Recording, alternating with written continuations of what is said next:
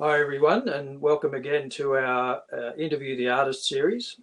Today, we're welcoming Sasha Johnson from Montreal in Canada. Sasha is one of the new members of the Aeyons faculty and is one of our brilliant tuba players. So, welcome, Sasha. Thanks so much, Geoff. Thanks so much for having me. I'm So, really happy to be here. it's just amazing to have you on the faculty. We're absolutely thrilled. One of the topics, or the main topic we tend to cover in these interviews, is just getting to know your journey to becoming an incredible international musician that you are, and then actually maybe how that is your teaching and how you teach tuba. Sure.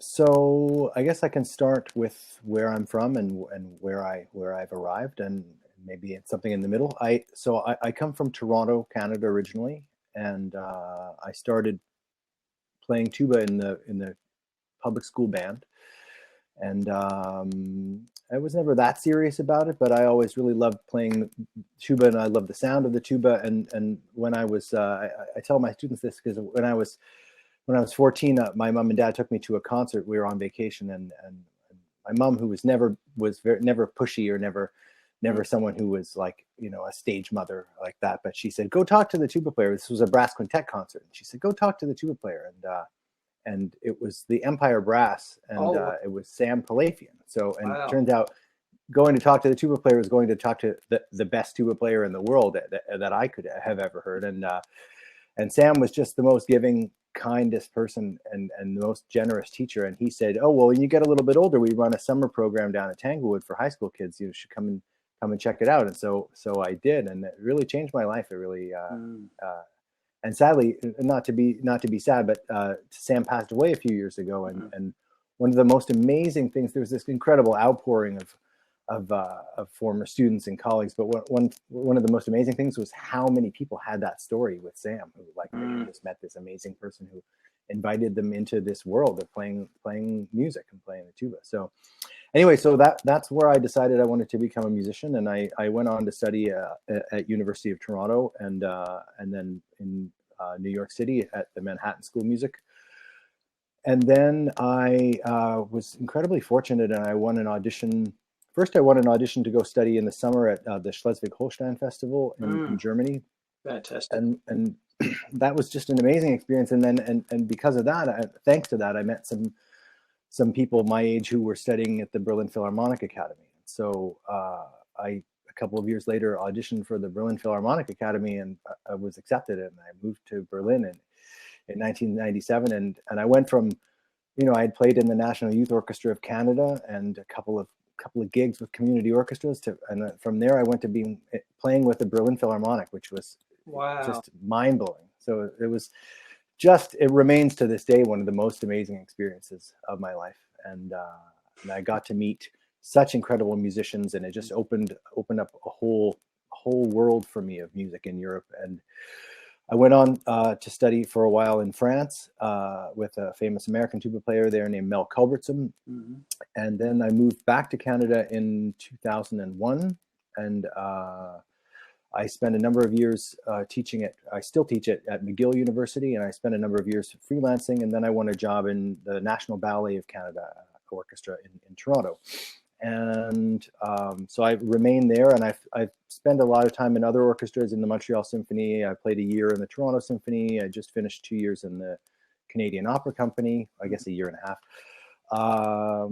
And that's where I am today. And I guess the two most interesting things recently for me haven't been orchestral playing, but have been the launching of the Canadian National Brass Project, which I think I told you about, is a very large symphonic brass ensemble. And we just released our second recording, and it's a consortium, a large ensemble of members from 15 different symphony orchestras. So I think with all our percussion and all our trumpets, we're 24. So it's really like a small orchestra. It's just the most amazing sound, the most amazing colleagues. It's really and we're led by Jamie Somerville, who's the principal horn of the Boston Symphony. So so that takes up a lot of time. I say, my joke, it's an amazing group that the only problem is our administration, because that's me. So, but it's really given me amazing insight, not only into playing, but also into arts administration and music administration, and what it entails to start something from the ground up, and how to rent music, how to book a hall, how to set a program, how to market yourself, how to build a website, how to produce a recording, all of these things that I never learned in school. So anyway, that's sort of my professional journey. And I guess what I would say about my teaching style and how that's influenced. So I was really lucky early on to have teachers who instilled music and musicality in my playing. For me, it was like music, like, and almost everyone I studied with up until I was in my mid to late 20s was just all about like musical ideas and musical imaging, and I think what that gave me was a real respect for the job and for what we do, which is really, when you succeed in the profession and you find yourself working all the time, not everybody remembers how much we love what we do. And for me, I never stopped loving what we do. And so I really thank those teachers of mine for instilling that with me in me. But at the same time, what I did find when I moved back to North America and I started to do North American auditions, I realized I didn't necessarily have all of the pieces of the puzzle for my technique. And if I look at some of my now friends and colleagues who won some of the auditions that I took, who at the time I didn't have that kind of foundation. I was able to play well, but not to close the audition deal.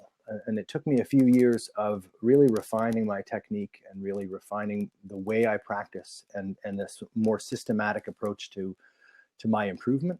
And so I think for me, what I tell my students is, and my potential students, is that ideally in a perfect world, I want to focus only on musicality and on phrasing and on expression and on style and sound and all of these subjective factors, but I don't feel comfortable letting someone continue if there are health issues in their playing. And so what I really want to do is focus on what might be holding you back in your technique, and then what we can do to fix that, rather than to wear a rut and just get practice being frustrated, because that can be, I spend a lot of time doing that. And I lately I've been saying to my students, if I had to do it over again, the amount of time that I could save, not just repeating my mistakes over and over again.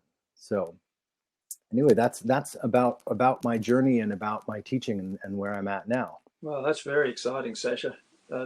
It's just, this series for me is incredibly inspiring, just for myself, actually, just to hear all these incredible journeys. As everybody, as we understand, everybody's different. It's an obvious statement, but it's just fascinating to hear the pathway everybody's gone, and then internally to hear your journey and understand what's actually, sometimes it takes a long time to understand these things, and students don't understand that, and think that everybody's just got there really quickly. But hearing that your understanding there of the technique and the importance of technique, and how sometimes, even though that style and music is such an important thing, it is actually what it's all about. But it's true, these things can hold you back.